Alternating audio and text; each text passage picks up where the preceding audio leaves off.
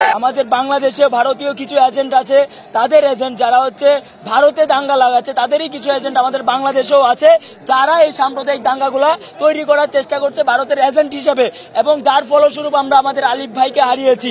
আমরা দেখেছি যে হিন্দু সব ভাইয়েরা ইসকনের সাথে যুক্ত না, বা হচ্ছে আমাদের হিন্দু অনেক ভাইয়েরা ফেসবুকে পোস্ট করে জানিয়েছে কোনো হত্যাকাণ্ড সমর্থনযোগ্য নয়। তাদেরকে ধর্মীয় যেই সহানুভূতিটা আছে সেটাকে ব্যবহার করে এই কর্মকাণ্ডগুলা ঘটানো হয়েছে।